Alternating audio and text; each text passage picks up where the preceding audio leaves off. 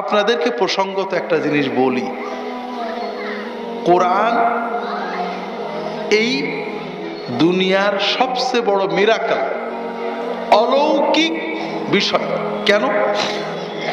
আমরা বাংলাদেশের মানুষ, বাংলা ভাষায় নোবেল প্রাইজ পেয়েছিলেন বিশ্বকবি রবীন্দ্রনাথ ঠাকুর। কোন কাব্যগ্রন্থের উপরে? গীতাঞ্জলি। খুবই মূল্যবান, খুবই পড়ার মতো বই এবং আবেগী, মানে নরম সুর, গরম না। আমাদের দেশে রবীন্দ্র পাগল কবি সাহিত্যিক আছেন না? কেউ কি গীতাঞ্জলি প্রথম থেকে শেষ পর্যন্ত মুখস্থ পড়তে পারবেন নাকি? নিজের মায়ের ভাষার শ্রেষ্ঠতম সাহিত্য গ্রন্থ, সামান্য ছোট্ট একটা বই, বেশি বড় বই না। এই বইটা প্রথম থেকে শেষ পর্যন্ত টনটনে কনকনে মুখস্থ আছে এমন একজন রবীন্দ্র পাগল বাঙালিকে আছে? বিশ্বে কোথাও নেই যে কোনো মানুষ তার নিজের ধর্মগ্রন্থ, সাহিত্য গ্রন্থ, কাব্যগ্রন্থ মুখস্থ রাখতে পারে। আছে নাকি? নেই। একমাত্র ব্যতিক্রম আল্লাহর কোরআন, ঠিক না?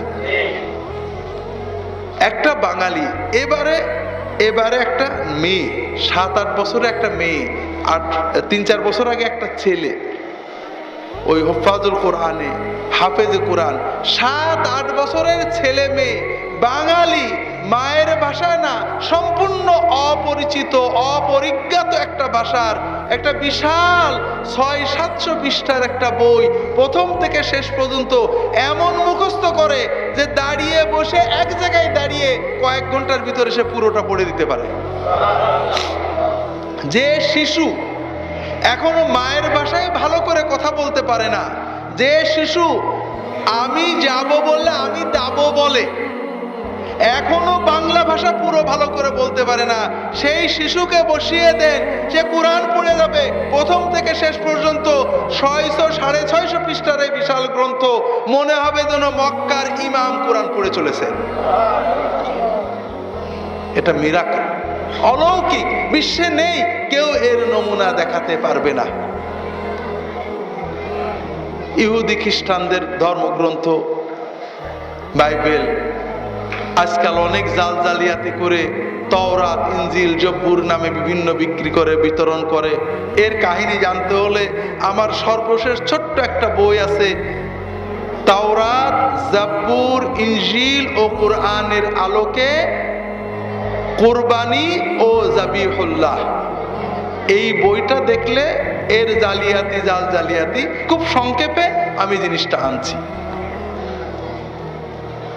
Crore crore, billion, trillion dollar তারা ব্যয় করছে বাইবেল প্রচারের জন্য। দুনিয়া থেকে বাইবেল মুখস্থ একজন আছে? বাইবেলের একটা চ্যাপ্টার মুখস্থ কেউ আছে? নেই। খ্রিস্টানদের, ক্যাথলিকদের দাবি যে তাদের যারা পোপ হয়, যেমন এখন পোপ বেনেডিক্ট 16, তারা ইনফেলিবিলিটি, অভ্রান্ততা অর্জন করেন, অর্থাৎ পবিত্র আত্মা ইলমে লাদুন্নির মাধ্যমে তাদেরকে সব জানাই দেন। এই পোপ যে পবিত্র আত্মা থেকে ইলমে লাদুন্নি পেয়ে সব শিখলো, সে কি বাইবেলের একখান বই মুখস্থ বলতে পারবে? না, পারবে না।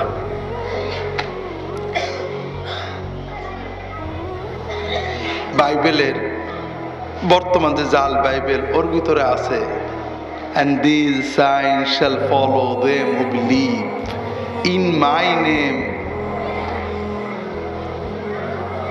they will speak in new tongues and they shall carry out serpents, and if they drink any deadly things it shall not harm them. যারা ঈমান আনবে, আমার উপর ঈমান আনবে, বাইবেলের কথা, মার্ক লিখিত সুসমাচার সম্ভবত 17 অধ্যায় বা 16 অধ্যায় এরকম, যারা আমার উপর ঈমান আনবে তাদের এই অলৌকিক ক্ষমতা তারা অর্জন করবে। 1 নম্বর কি হবে, তারা আমার নাম নিয়ে নিত্য নতুন যে ভাষায় ইচ্ছা কথা বলতে পারবে।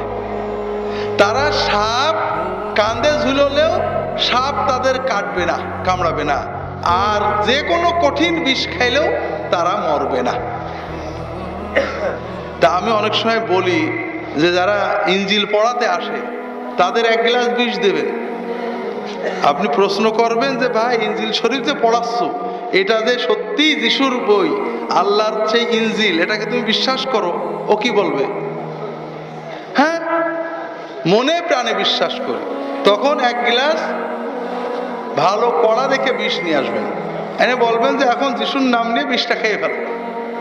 খাবে নাকি? তখন আপনি তার হাতের থেকে ইনজিল শরীফটা নিয়ে ইনজিল শরীফের 2য় ইনজিল, মার্ক লিখিত সুসমাচারের শেষ অধ্যায় বের করে সম্ভবত 18 নম্বর আয়াত ওদের পড়বেন যে দেখো এই কেতাবে লেখা আছে, তুমি যদি বিশ্বাস করো যে এটা সত্যি ইনজিল শরীফ, যিশু সত্যি ছিল, তাহলে তুমি বিষ খেলে মরবা না। একটু খেয়ে দেখাই দাও তো দেখি, দেবে নাকি? তাহলে বোঝা গেল নিজের ঈমান নেই, ঠিক না? তো যাই হোক, যেটা বলছিলাম যে যিশুর বিশ্বাস করলে নিত্য নতুন ভাষায় কথা বলা যায়, সেই বিশ্বাস দিয়ে বাইবেলের একটা ছোট্ট বই মুখস্থ করা কোনো পাদ্রী আছে নাকি? না। কিন্তু কোরআন কারীমের মুখস্থ করে রেখেছে এরকম লক্ষ লক্ষ শিশু কিশোর রয়েছে, ঠিক না? আল্লাহর অলৌকিকত্ব, মিরাকল। আর এই মিরাকলের আরেকটা দিক যেটা বলার জন্য ভূমিকাটা বললাম, সেটা হলো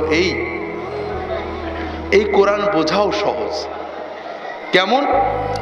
আপনি 1বার 2বার কোরআন খতম করবেন অর্থ সহ, আরবি আয়াতটা পড়বেন জোরে জোরে, তরজমা বাংলা পড়বেন জোরে জোরে। আপনি আরবিও বোঝেন না, হাদা মানে জানেন না, যালিকা মানে জানেন না, উলাইকা মানে জানেন না, কোনো দরকার নেই। আপনি কোরআনের আয়াতটা পড়বেন আর বাংলা তরজমা পড়বেন, 1-2 খতম দেবেন। এরপরে যখনই নামাজে দাঁড়াবেন ওই ইমাম সাহেব কোরআনের যেখান থেকেই পড়ুক, আপনি দেখবেন অর্থগুলো আপনার ব্রেনে চলে আসছে।